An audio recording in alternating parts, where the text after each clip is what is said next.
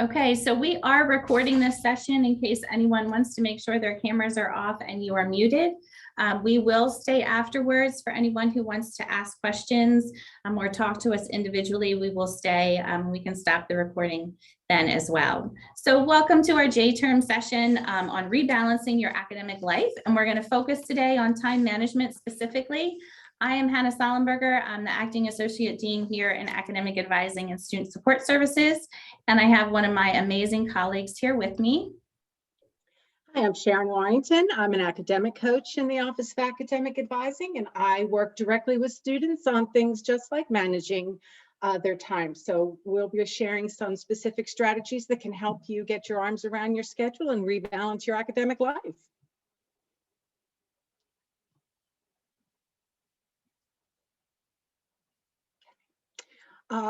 As we said, we are going to focus today on management of time and college success. Those two things go hand in hand because effective time management is a necessary strategy for achieving and maintaining college success. If you go and Google college success strategies, the number one thing that you're going to find comes up continuously is effective time management. It is the secret to college success. It's the reason you all got up early this morning to join us for this workshop. So we're going to be sharing with you some specific things that will help you feel that you have your arms around your time when you finish this workshop. And Dean Sollenberger is going to go over the objectives now that we will be tackling today.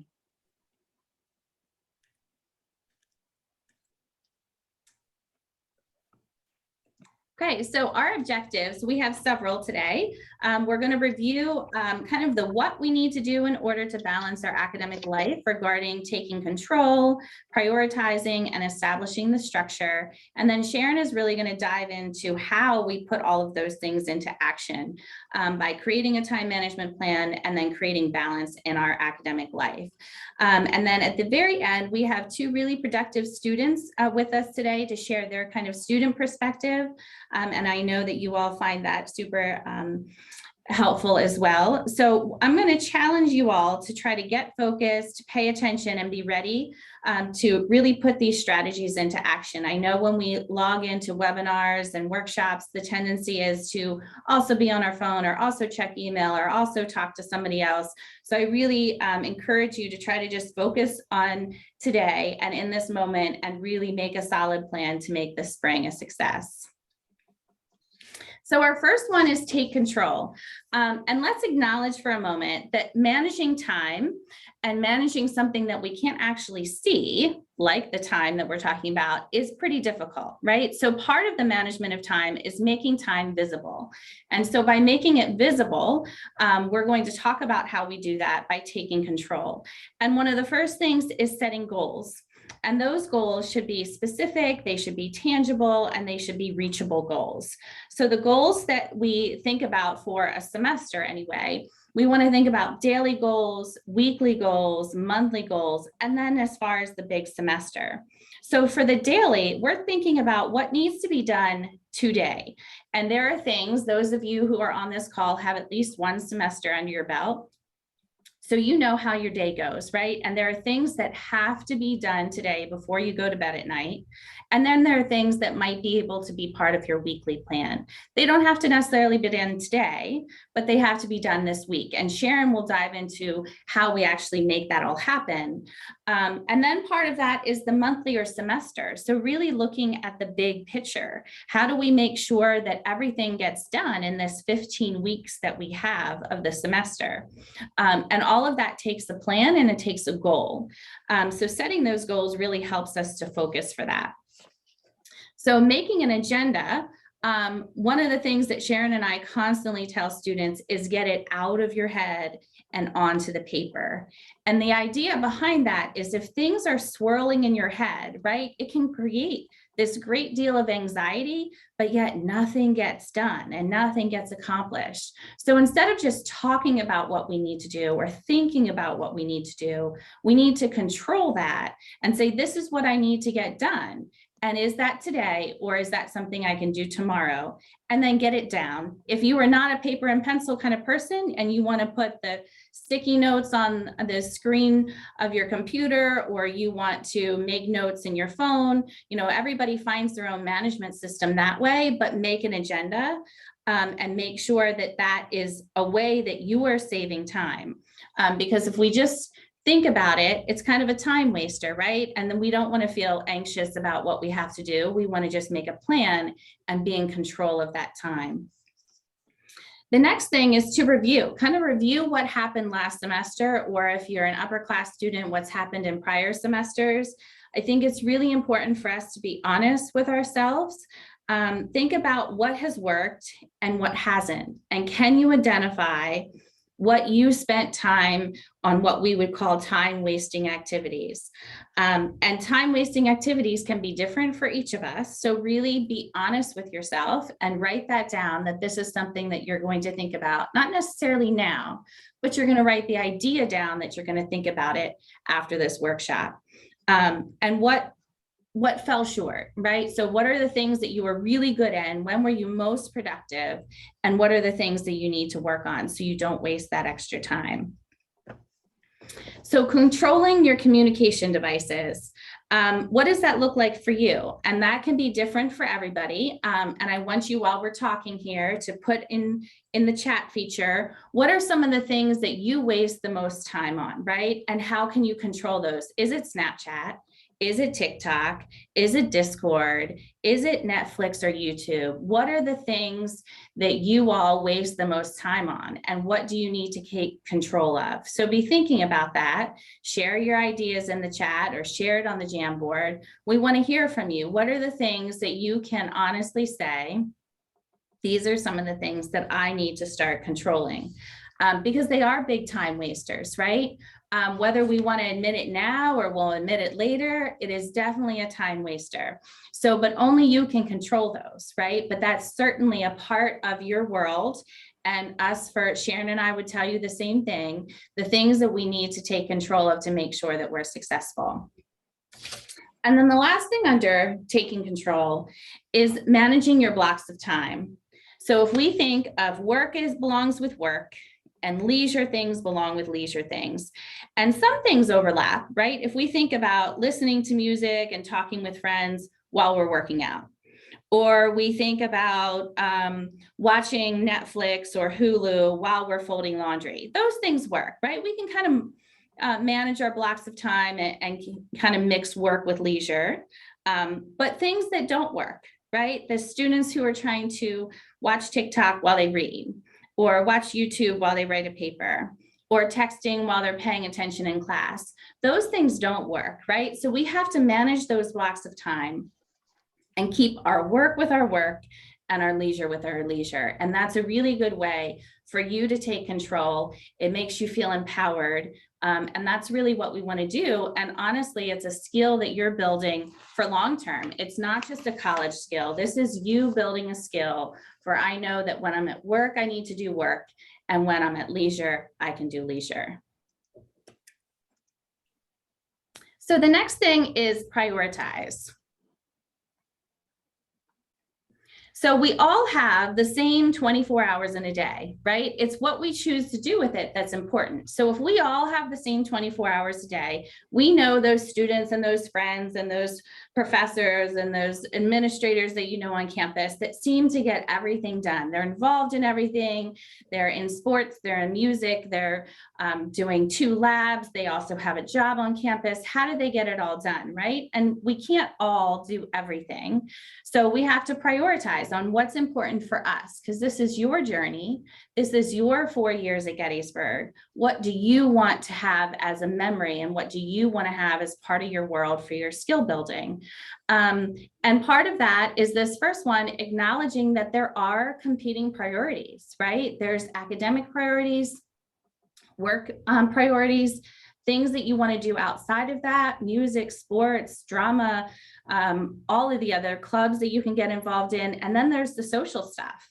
And it should really be in this order, right? The academics is what keeps us here. The work is what helps us keep us here because it's going to pay you. And then the extracurricular and social are very much a part of the college life, but it can't be the only part, right? So it's finding how we can prioritize and maximize that time with all of those things. So what responsibilities do you have? And that's something between now and January 17th, when the semester starts, that we want you to look at. How am I going to prioritize things for this spring semester? What's going to be most important for me? And how am I going to make that work? And that's where Sharon's part comes in. So if you acknowledge what I feel is important for me this spring semester, and then we make a plan to make that happen. Also, helping to prioritize is looking at major tasks and how you can prioritize those over minor tasks. And some of the things that can help us do that is looking at due dates and point values and what responsibilities we might have as far as work engagements and sports engagements that definitely have a big time commitment. So what's major and what's minor? The exception to that rule of not doing major things first is if sometimes, if we do a minor task first, it can help us feel motivated and get more done. So that would be the exception to the rule. But for the most part, you want to do those major things first. A 15-page paper versus, a 2-sentence reflection post on Moodle. Those things have to be prioritized differently. They're both important, but they have to be prioritized differently. And then the last thing I have is prioritizing your work, really staying focused. Like we talked about multitasking, there's a time and a place for multitasking, right? You have to find a good steady space where you can stay focused and maximize your time. It's a really big time waster if we're trying to do too many things at once and then we end up not getting anything at all done. So really trying to focus on prioritizing yourself and prioritizing your specific list of needs. And there's not really going to be any two people alike on campus. So you have to prioritize what is best for you in this moment. So the next part is establishing structure. So our 3 big things are up there for you all to see. And the old cliche on work smarter, not harder. Well, this relates to how we can establish structure to accomplish our goals. So part of that is creating a big structure for the whole entire semester. So, and the biggest one there is avoiding distraction. Structure breaks into your work periods, and you really need to stay focused during those work sessions. And the multitasking thing only works sometimes. So one of the key things that I have found that works with time management is to turn off your notifications. I know for a lot of us, the phone is the biggest distraction. I get email on my phone, so sometimes I'll be answering email on my computer and also be answering other simpler messages on my phone, so I can be doing it in 2 places at once. It gets a little crazy. So we want you to turn off notifications if you're in work mode.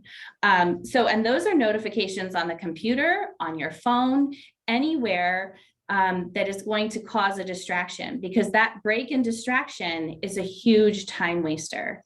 How many times have you all been writing a paper and you see a text message pop up, or you see your phone light up, or you see an email come in, or you see a notification from Moodle? All of those things kind of break your thought process, and it takes us a lot longer to get back on track when we've had that break in our thought process. So turning off the alerts, the texts, the email notifications, anything that's going to distract you during your work is going to be a beneficial time for you as far as the time management piece. It takes our brains a long time to make up for that break in distraction. So it can be a great way to maximize your study time. If you have an hour to study, but 45 minutes of it, you were looking at something, or you got 15 notifications from something during that hour, it's not as an effective use of time. So in the second one, I know it kind of sounds crazy, but embrace the chaos. So this is a really high energy part of your life. Sharon and I are both pretty high energy people to start with, but for you, this is a super high energy part of your life. And we want you to embrace that productivity It's going to help you be a better employee, a better manager, a better ER doctor, a better lawyer, scientist, musician, whatever you end up becoming, when you know how to put that time together and be super effective. Newton had it right when he talked about a body in motion stays in motion, right? Or a body at rest stays at rest. We need to use that momentum, right? That we're getting things done, that we're being productive, that we're using our time. All of that provides that motivation. So if we embrace the chaos, say, okay, this is 15 weeks. That's all we have for the spring semester, right? And you have a spring break in there, so you have something to look forward to as far as, some downtime, but embracing the chaos and using that as motivation to get things done, right? There is a time limit. There is an expiration date to the semester. And that, I think, is what really needs to be the motivation. This is what's going to help you be the most amazing person you can be when you leave Gettysburg. And that's honestly what we want. And so if we're using that pressure as motivation, we're going to use that to plan out the whole semester. So like I said, there is an expiration date. This is an example of the big picture calendar that we like to use here in our office. It is Gettysburg themed, of course. And we do have hard copies here in the office. So when you get back to campus, if you want your own hard copy and don't have a better way to print it, we'd be happy to supply you with that. We like to look at this as a good way to embrace the chaos, right? So we know now that there's an expiration date on it. We like to use this big picture to look at the entire semester. So on our calendar here, we have each week labeled as week 1, week 2, all the way through week 15. And it's a good way to get a snapshot of the whole semester. So we're recording major assignments, major duties, major papers, any big events coming up. And so you can really help you plan and manage the time on a big picture scale. So if we're looking at this, when you think about the big picture as far as what weekends, might I be able to sleep in longer on Saturday that I don't have a lot next week? Or if we can see this coming week is going to be really tough for me. I have multiple papers, multiple exams. So that means that the week before, maybe that isn't such a light week for you. But it helps us really grasp the busiest times of the semester for us, the really big times. So some of this you could even do before you really get started in the semester. Others, you'll want to update this as you get all of your syllabi for your classes, and you want to refer back to it and update it.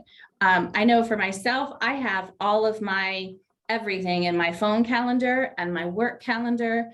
But I still like to have a hard copy calendar as well. So for each of you, you want to find out what system works best for you as far as managing that time. But if you can see where you need to be and when, your busiest times of the semester, it's really helpful for you to manage that long term and not feel as stressed about it, as anxious about it, because you're in control of your calendar. And that's really what we want. Long-term and short-term, we want you to feel like you have the power to make those decisions for yourself. So again, making a copy here or making a copy for yourself, but between now and the 17th is when we want you to start really thinking about the whole next 15 weeks of your spring semester. And I will turn it over to Sharon. Thank you, Hannah.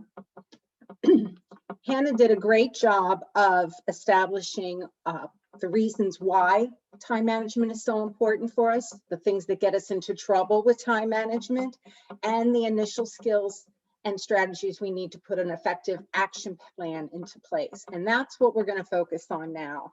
How do we take all of that good information that you just heard from Hannah and get a plan on paper that is going to make our lives simpler, more organized, and more successful? There are 3 basic parts or components to effective college planning. The first one is what Hannah just talked to you about. It is establishing that semester calendar, providing a big picture of what your major assignments are going to be, what your major responsibilities are going to look like. This is going to guide you through the entire semester to keep an eye on what is coming up. because that is what is going to help you plan the daily and the weekly schedule that you are going to use routinely. And that takes us to the second component. You are going to create a daily and weekly schedule, including all obligations and responsibilities that fall upon you, places you need to be, work you need to get done. And the last and most important part of the college planning process is to use the planner every day and make any necessary adjustments. I have students that will come in and they will plan a beautiful schedule and they don't look at it again. That's called wishful thinking. You have to implement the plan, which is looking at the schedule each day and making the changes as they come up. We all know that things happen and we need to move things around. That's why that final step is so important. This is where we make the plan work for us. So this all sounds really great, I know, but how do we do it? How do we get organized in a meaningful way to make our lives simpler and more structured? Your weekly planner that you focus on one day at a time should include all places that you need to be. This are things like classes, meetings, sports practices, PLA review sessions, any work or appointments, workout time at the gym. Anything that requires your attendance goes on your calendar. And most of us are pretty good at getting that part finished. Most of us come to college with that in place. And that's what most people relied on in being successful in high school. And it works great in high school. But people come into campus and all of a sudden they're having trouble getting things finished. It's not working anymore. The difference between a high school planner and a college planner is the time scheduled to get specific assignments and papers and study time completed, knowing where things are going to get done. And the next thing that we want to look at on that schedule is balancing your healthy routines. Things like meals, taking breaks, sleep, extracurricular events. These are the things that create a healthy lifestyle. And this is really, really important to our overall well-being and to our mental health. Having a good balance of healthy routines on our schedule helps us from feeling overwhelmed and getting burnt out. So we want to look at an action plan of scheduling that's going to include all three of these components on a regular basis. In order to do that, we need to find a personal planning system. So, and this is different for all of us. From students who really like to use the electronic options, a Google Calendar is great. And we all have, everybody has access to this. People can color code it. They can make it as pretty and as personal as they like. And there's also specific scheduling apps that students really get a lot of success with. Either one of these or a combination of both is fine. It really is just a matter of finding what works best for you.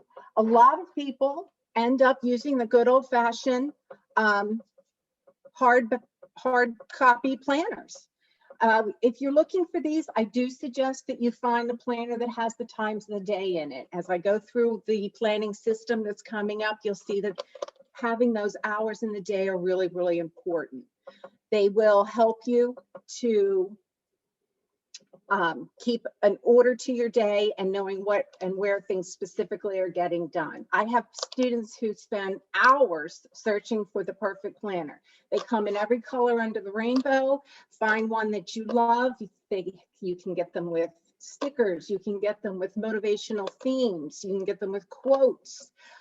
Make it personal. Make it something you want to use.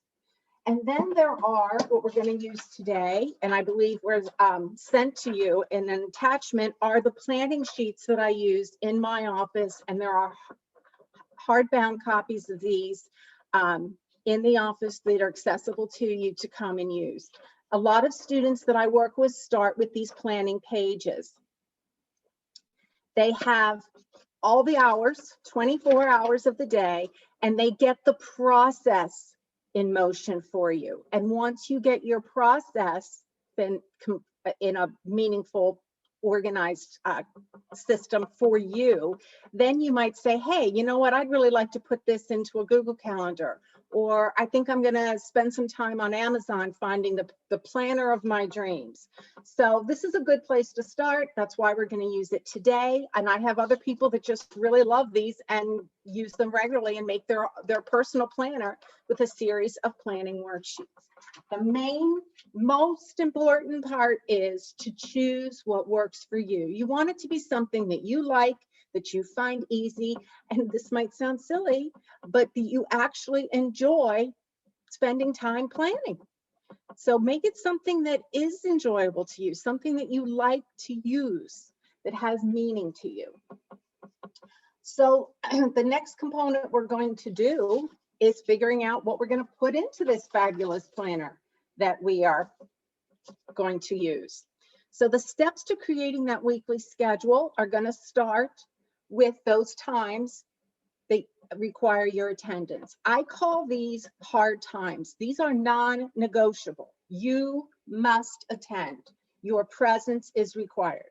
So obviously classes, PLA review, if you're using CalcAid, office hour appointments with your professors, if you have a job on campus, meetings, if it's study groups or group project meetings or extracurricular sports practices, anything that requires your attendance goes on your planner first.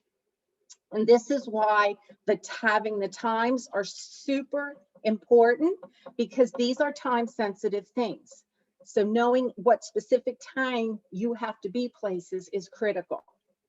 The second thing that you should be putting into that planner are your personal routines. And these are things that college students skip on. And again, these are so important because they keep us healthy. These are times that we wake up. In college, that usually varies. If you have an 8 o'clock class, obviously you need to get up earlier. But if on the next day, if you don't have class till 11, most students are sleeping in that day. So your wake up times are staggered and they vary. Know when you need to start your day for each day. Actually schedule in your meals. I see students at 4 o'clock in the afternoon and they tell me they haven't eaten yet today. That should not happen. That's not a healthy lifestyle. Sleep is the other thing that students overlook, and it's super, super important for you. Your brain needs 2 things to fuel it: food and rest. You don't get into a car and expect it to go anywhere if the gas tank is empty. Do not get up and go to class or take an exam or think you're going to be highly effective on homework and studying if you haven't fed your brain. It will not be working at its optimal capacity. Your brain needs food. Same thing with sleep. The notion that staying up all night to get your work finished is completely counterproductive. Your brain needs sleep. Sleep research and brain research tells us that we actually learn in our sleep. Now, that doesn't mean if we haven't put in the work, we're suddenly going to wake up smarter than we were the night before. We have to put in the work. We have to be engaged with the content that we're responsible for knowing. But if we put in that time and get a good night's sleep, our brains do not turn off while we're sleeping. That information is still being processed. Very, very important. Exercise. If it's just taking a walk and getting some fresh air, if it's going to the gym, if it's taking a yoga class, really healthy for our bodies and for our overall well-being and specifically mental health. Social time should also be scheduled. Our leisure time also keeps us balanced. It's a major component of our college experience, but you need to know the priorities and the order in which you're scheduling, and you need to know when would be the best time to include social time so that it doesn't override the important time that you need to be engaged in academics. And The last thing that you should have in your personal routine is a time reserved to schedule in your planning time.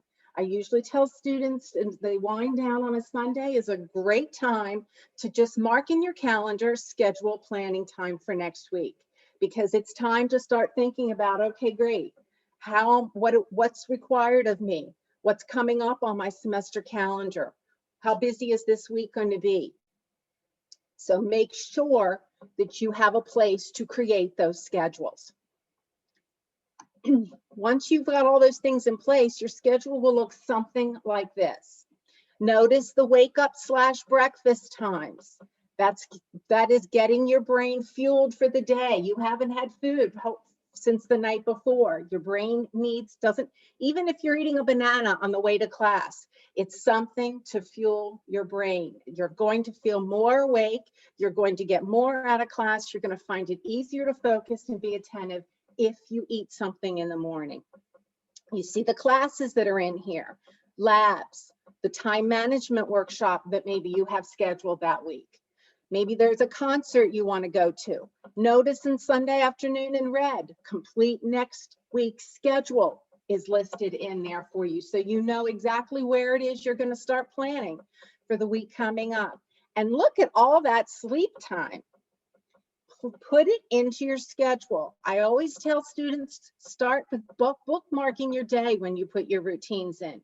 Where do you want to start your day and where do you want to end your day? This is your opportunity to plan the day you want. So this is where you use your control to maximize.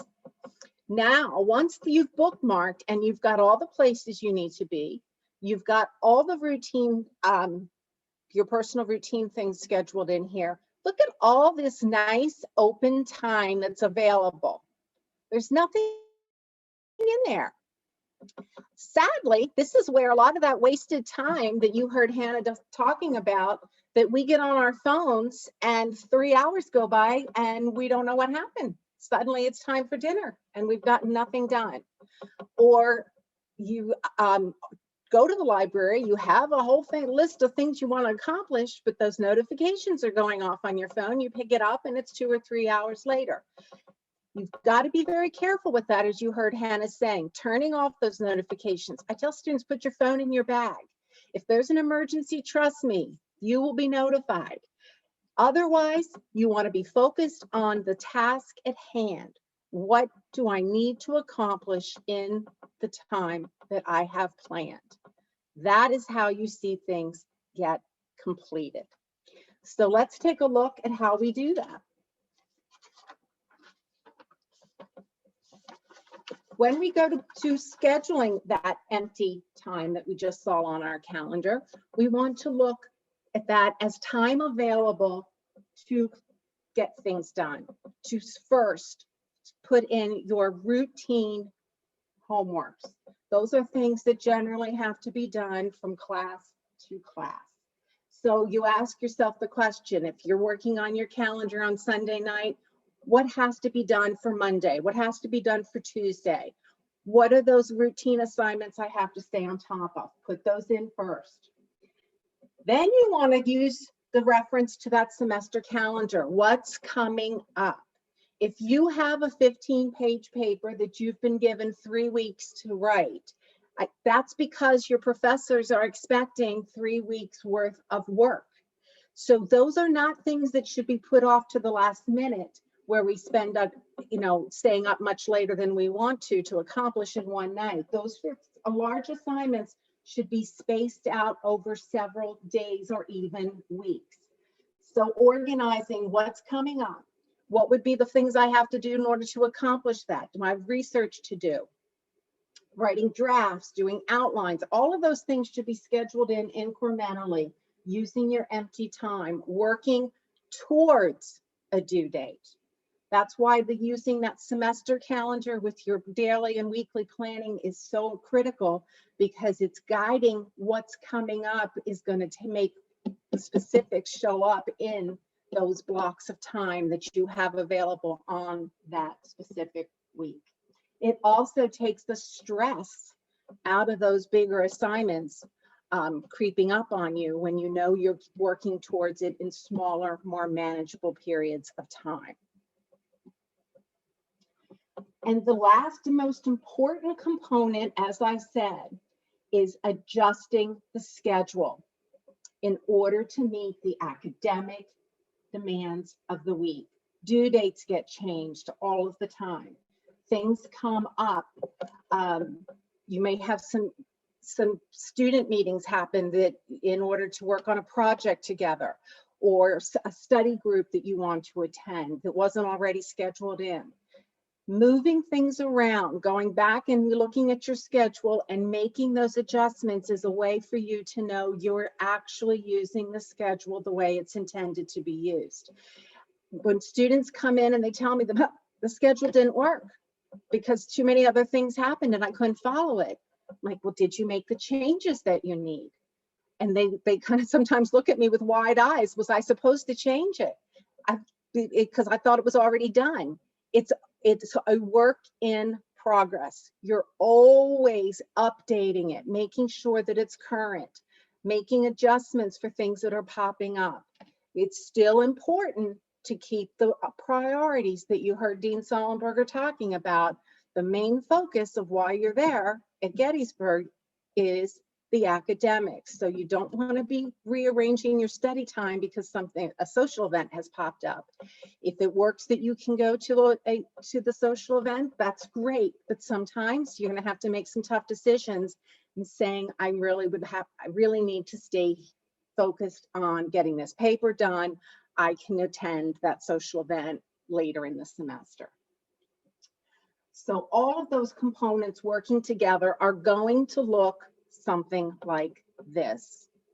Notice now we have some other color coding put in where you are actually seeing where you're going to be reviewing for your classes that are coming up, getting some routine readings for classes done, working on studying for exams that are coming up, study groups planned in. Notice there's free time that's listed. That's where, wow, I got a whole chunk of time. Maybe you can pick up a Frisbee game. You can get onto your phone if you like TikTok, Instagram, and you know that you've got some time that you can really just sit back and watch a movie, use your phone for several hours, talk with friends. See where those times make sense for you. Notice in the yellow that there are breaks scheduled in, especially when you have really, really busy weeks and there's a lot of things that have to be completed and need your attention. Scheduling in breaks is really important. A 10-minute break, getting up and just moving your body for 10 minutes will help you come back and refocus and complete your assignments in a timely way, rather than sitting there and spinning and getting off track and having difficulty focus. Whenever you feel like your brain is getting overloaded, that's because it is. Get up and move your body. It's amazing what that does for us. It reoxygenates our brain. It gets it back on its full capacity. So make sure you have breaks planned in there. It's a game changer. Notice that there's the routine sleep schedule. Sticking to a somewhat consistent bedtime. Obviously, the weekends are usually later than the weeks. That's okay. But again, your body likes to work on a schedule. Your body has its own natural rhythm. I personally need a lot of sleep. I know that. So I plan for it, because if I don't get the sleep I need in the night, my day is not pleasant. And optimally, using a planner, creating that schedule for yourself, as I said, it create the day you want, create the week you want. You know you have obligations, but you also have other components that are important for your overall well-being. Make sure you have room for everything. And the best way to do that, as you heard Hannah say, is to get it all out of your head where it spins around and gets the anxiety level up and makes us feel like we don't have enough time, because it's spinning around and more things are getting added and added. Get it out of your head, get it down on paper, and 99.9% of the time, you will see that you have enough space in your week to accomplish everything, A, that you need to get done, and B, that you want to get done.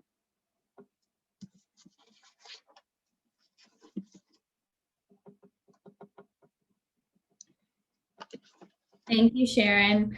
So we have covered a lot of information so far, and we still have more to cover, but I want to go over just basically, we called this rebalance because a lot of us need to rebalance what we need to do in our life. And my word for 2022 is balance as well. So I am right there with you, but we need to create balance. And when balance doesn't exist, then it's even more important.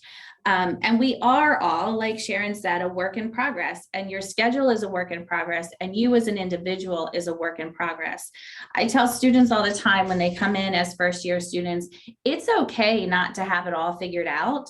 And at 18, 19 years old, I was not able to admit that I didn't have it all figured out. Now, I can admit that, but it's really important, even if you're not ready to say it out loud, that you know what, college is hard. There's a lot of expectations on you. There are a lot of competing priorities. There's a lot to get done in our 15 weeks. So it's important for us to acknowledge what that is, what's hard for us, what is easy for us, where we need to improve. And it's okay to be a work in progress. What's not okay is if we don't try to fix it. Right? So one bad semester or one semester where we felt like we were spinning out of control the entire semester leads to another semester like that. This is you learning to be an adult out in the real world. And the only way for us to do that is practice, right? That's how we learn to ride a bike and drive a car, and everything else we have learned in our life, we learned by doing. So this is you learning by doing. We want you to set those goals, and those goals are going to look very different for you specifically versus your roommate, versus a hallmate, versus a teammate. They're going to look different for you. So you set the goals that are important for you. If it's bringing up your GPA, if it's improving, you're a biology major and your GPA is just hovering around to 2.0. Maybe you need to bump that up. Maybe you want to do global study opportunities and you need a 2.5 or a 3.0 for that opportunity. Maybe it's working on that. Maybe it's getting to class. Maybe it's using the library resources because you last semester didn't write such great papers and you want to get better at that. Whatever your goal is, we want you to focus on that and set the goal that works for you. And we are all about empowerment. And part of that is definitely controlling your time and maximizing that time so you get the most out of your semester.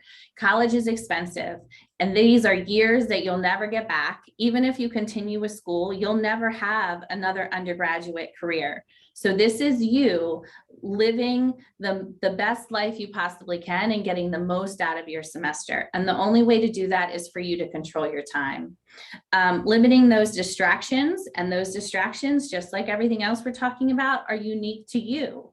So there are some common ones that we've mentioned that everybody kind of gets distracted with, but then what's most important for you? What are the things that are kind of your vice that you want to work on limiting so you can maximize your time?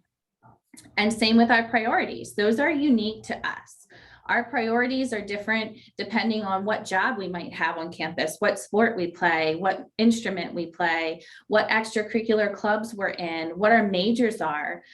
So all of those priorities are unique to us. And then that's going to lead to you establishing the structure that works for you. And again, it is not the same structure that's going to work for your roommate or hallmates. In college and in this residential atmosphere, there's always going to be someone who doesn't have class, or someone who doesn't have to study for a paper tomorrow, or for an exam tomorrow, or write a paper for next week. So it's important for you to establish your own structure that's unique to you. And then you fit everything else in with that by developing your solid planning system. And I know the planning schedule that Sharon showed at the end, if you just look at that end result, can kind of seem overwhelming, right? Like, that's a lot. How do I get all that done? But in reality, that's what you have to get done in order to be effective and to maximize your time. So you're building on it, right? Just like we talked about how we build and how we prioritize, that's you making that system. We don't expect that to happen overnight. We want you to be building it. Think about it between now and the 17th.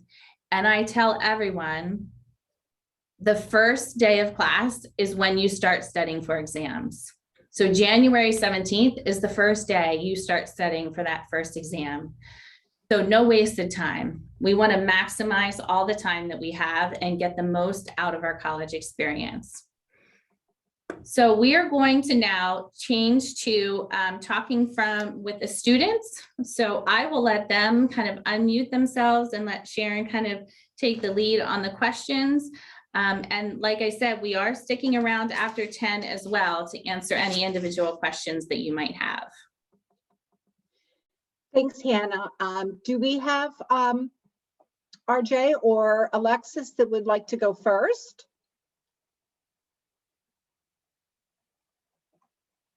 I can start. Okay, great. So just looking at like a lot of what's been covered here is really good advice. So mine kind of stems off of that. But I would first say that something that's really helped me is figuring out what kind of planner I had to have.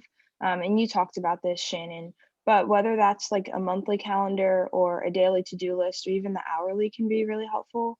And when I first started planning, I started doing the hourly planner with Sharon. And at first it was really overwhelming to have to schedule out basically every minute of every day of my life.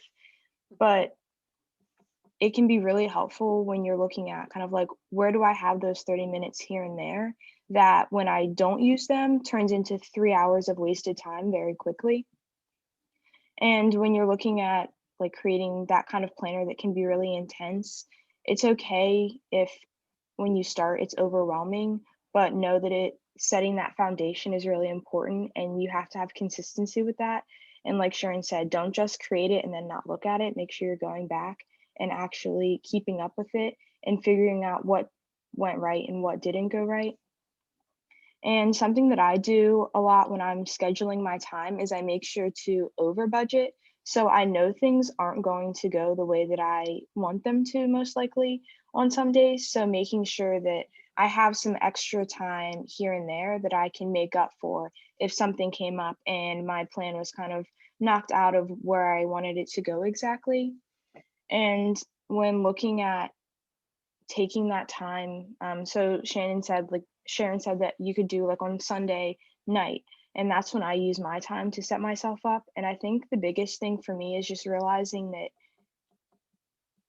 whether I'm taking that time on Sunday night or just looking at any type of scheduling whatsoever, the biggest thing is that you're prioritizing yourself and making a system that works better for you. And something that I struggle with is taking the time to sit down and eat or taking time to sleep because I have so much going on. But something that I've really tried working on in this last semester is that if I get done what I needed to get done that day and I'm making sure that I'm putting in the work to get there to get what I need done, then stay at like midnight during the week, I know that I can put everything else away and what didn't get done, I can do tomorrow or the next day, just knowing that I can't be a productive version of myself if I'm not taking care of myself at the end of the day.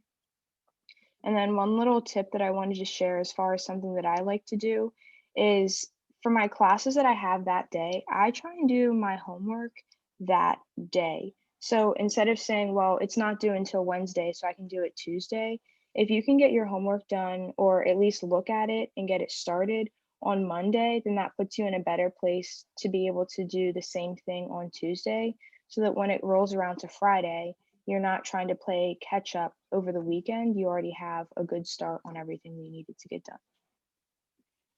Thank you, Alexis. Wise words for somebody who has worked through the process and done a really great job with it. Thank you for sharing. RJ, you want some wisdom from your experience now as a junior? So Alexis really hits on the same points I was going to mention as well.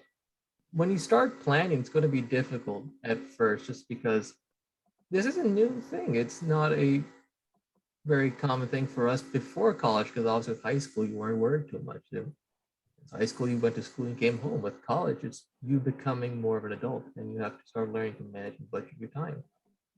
And it is going to be difficult first. I started off with the monthly planner where I just had a printout of the month. I just wrote down my assignments on there, and then I gradually advanced to having a daily planner. And now I have the Google Calendar on my phone to remind me. So it is going to be a challenge at first, but it gets easier and it gets worth it the more you do it. And it does save you a lot of time. One advice I want to give is that it's important to prioritize the work you want to do. Figure out what needs to be done now and what you can do after that. Because oftentimes, if you just have it on your planner or your schedule, that's great. But if you don't know when you want to actually do it, how important it is to finish the work at hand, it doesn't really help that much. Thank you.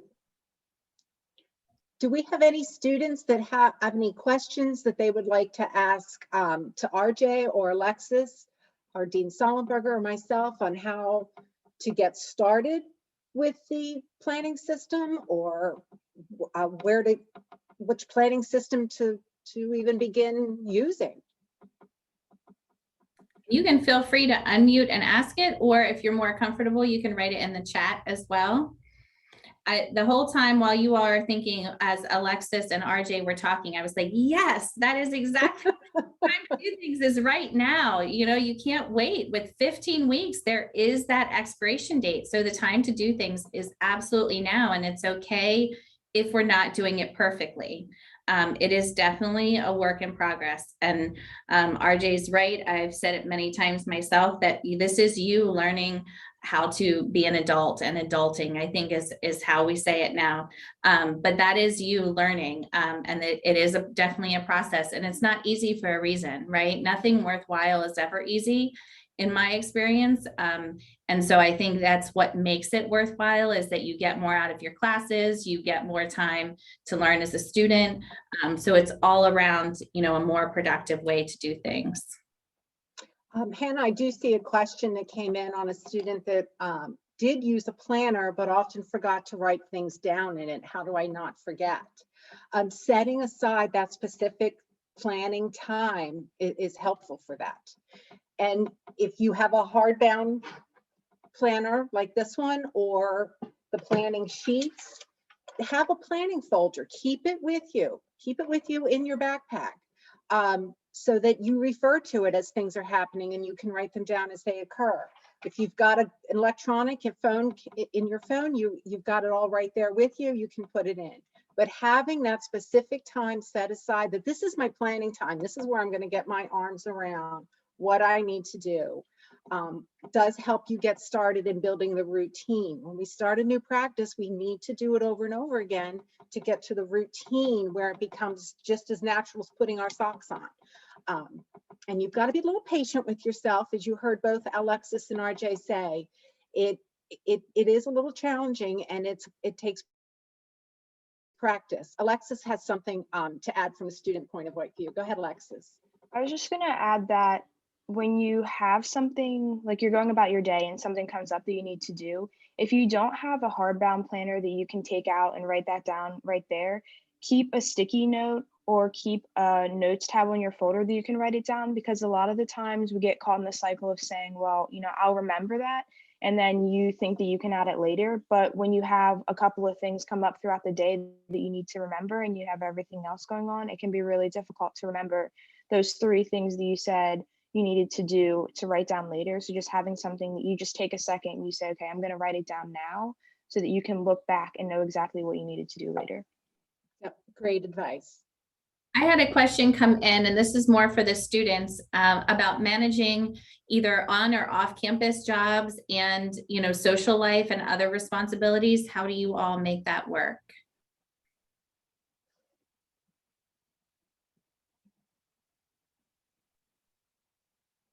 So for me personally, so I've run 4 organizations on campus. So that's obviously a lot of time and effort you put in to make sure the organization is going well, but also into my own academic life and making sure I have my own leisure time.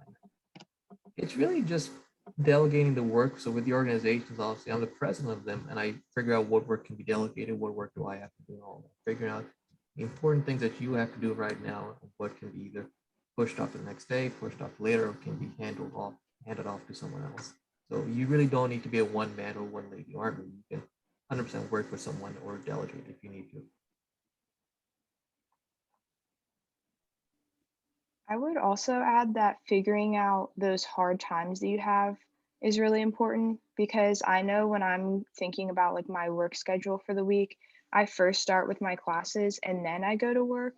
And when I'm looking at kind of what times I have available, you have to know where you can kind of give and take and where you can't so that you can better figure out, what shifts can I pick up at work today or this week or whatnot.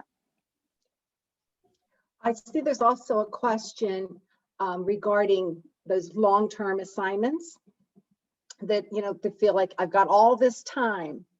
And that I always say, boy, that all this time comes back and kicks us so many times because there's all this time for later. I'll do it later. There's later. And then next thing you know, it's due in a day or two, and the panic sets in.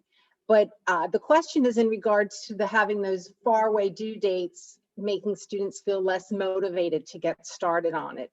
Do either of the students have anything that in their wisdom and years of being on campus that they have learned that helps to get you motivated for working on those assignments that appear to have so much time far away that we can do it later, and how to get started on it now so it doesn't kick us? So for me personally, I just started doing this recently where I have something called a motivation list I tape onto the wall near my laptop when I work. It's essentially reminders of what I'm trying to do with myself in the future. I'm trying to go to grad school, I'm trying to do a good job, but also want to be a good student.